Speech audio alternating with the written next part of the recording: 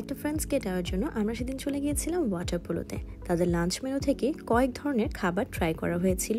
Also we enjoyed their pool side barbecue service, আর এটা কিন্তু থ্রু আউট দ্য উইন্টার সেখানে অ্যাভেলেবেল থাকবে। So yes, without further ado let's talk about this place.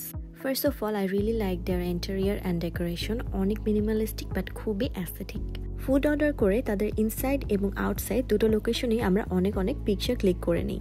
আমরা যেহেতু 5 জন ছিলাম, আমরা মোটামুটি অনেকগুলো আইটেমে অর্ডার করে ফেলেছিলাম। ফার্স্টলি আমরা ট্রাই করেছিলাম চিকেন ফ্লোরেন্টাইন। চিজেস প্যাকেটের সাথে কম্বাইন করা হয়েছিল এই চিকেনের পোর্শনটি। অথেন্টিক ইটালিয়ান ফুড ট্রাই করার জন্য এটা কিন্তু খুব ভালো একটা অপশন।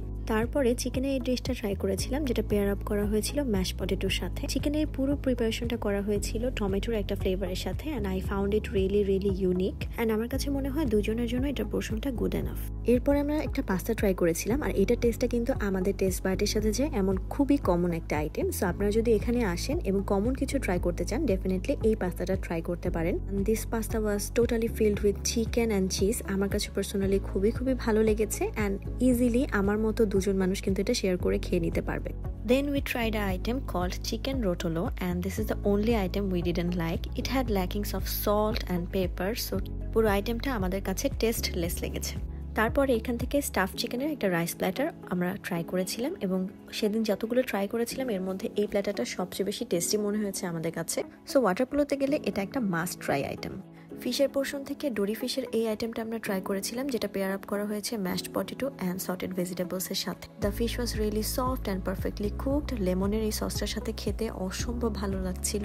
ইনফ্যাক্ট যারা ফিশ পছন্দ করে না তাদের কাছেও এই খাবারটা অনেক ভালো লাগবে। আর লাস্টলি তাদের বিফের সেকশন থেকে এই আইটেমটা ট্রাই করা হয়েছে। পোর্শনের কথা বলতে গেলে এটা একা একজন খেলে তার পেট একদম ভরে যাবে, অ্যান্ড এটা টেস্টের কথা বলতে গেলে এটা অনেক বেশি সল্টি আর ট্যাঙ্গি ছিল, তাই পার্সোনালি আমার কাছে খুবই ভালো লেগেছে।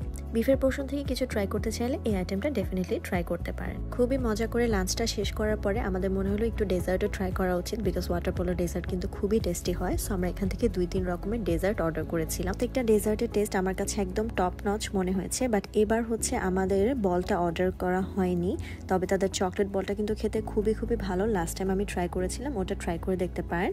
অ্যালং উইথ দ্যাট তাদের পেস্ট্রিগুলো খুবই ভালো, বিশেষ করে ব্রাউনিটা অ্যান্ড দিস পেস্ট্রি খুবই টেস্টি ছিল। সো তাদের ডেজার্ট সেকশনের উপর আমরা অনেক স্যাটিসফাইড ছিলাম। এরপরে সরাসরি আমরা চলে গেলাম তাদের গার্ডেন সেকশনে আমাদের বিকালের টাইমটা এনজয় করার জন্য। অ্যাজ আমাদের প্ল্যান ছিল লাঞ্চের পরে একবারে স্ন্যাক্স করে তারপরে বাসা যাওয়া। আপনারা চাইলে তাদের এই পুল সাইড ভিউতেই কিন্তু অনেক সুন্দর টাইম এনজয় করতে পারবেন। সো এখানে কিন্তু অনেক ধরনের ফটো বুথ ছিল, সেখানে আমরা অনেক পিকচার ক্লিক করেছি। তারপরে আমরা ফ্রেন্ডরা মিলে অনেক ধরনের ফান অ্যাক্টিভিটিস করে অ্যাজ বারবিকিউ স্টার্ট হয় ইভিনিং এর পরে।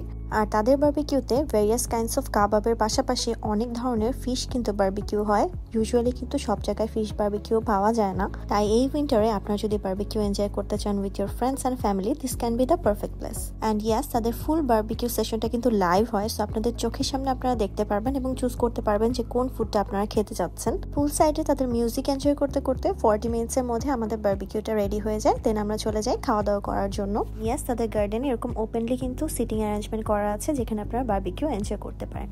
আমরা মোটামুটি সব ধরনের ফুডই অর্ডার করেছি, মাছ মাংস থেকে শুরু করে সি ফুড সবকিছুই। তো ফার্স্টে আপনাদের সাথে শো করছি এই প্ল্যাটারটা। এটা চিংড়ি মাছের একটা প্ল্যাটার ছিল। কিং প্রনের এই প্ল্যাটারটা ইজিলি আপনারা 2 জন শেয়ার করতে পারবেন। আমার কাছে পার্সোনালি এটা টেস্ট খুবই ভালো লেগেছে। এটা একদম ওয়েল কুক ছিল, এবং পার্সোনালি আমার কাছে মনে হয় যে মশলার অ্যামাউন্টটা অনেক ভালো ছিল। এটার সাথে পেয়ার আপ করার জন্য নান, সালাদ আর সস দেওয়া হয়েছিল।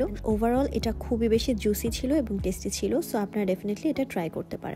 এরপর আমরা ট্রাই করেছিলাম গ্রিল চিকেনটা, যেটা হচ্ছে basically tandoori chicken. Taste wise it was okay, but আমার কাছে ভিতরটা একটু বেশি ড্রাই মনে হয়েছে, তবে ওভারঅল অনেকের কাছে এটা ভালো লেগেছে। এরপরে আমাদের সামনে আরো অনেক কাবাব চলে আসলো। আমরা ট্রাই করে নিলাম chicken reshmi kebab with butter naan. You can see it was really juicy and soft. আমার কাছে এটা খুবই ভালো লেগেছে, আর সসের সাথে পেয়ার আপ করে এটা খেতে অসম্ভব ভালো লাগছিল। এটার মধ্যে যে হার্বসগুলো ইউজ করা হয়েছিল এটার পরিমাণ এত বেশি মডারেট ছিল যে খাওয়ার পরে একদমই ওভারলোডেড ফিল হয় না। সো আমার কাছে মনে হয় one of the best barbecue ছিল সেটা সেদিনের মধ্যে। আর সবগুলো কাবাবের মধ্যে চিকেন টিক্কা কাবাবটা কিন্তু বেশ ইউনিক ছিল, সো এটাও কিন্তু ট্রাই করে দেখতে পারেন।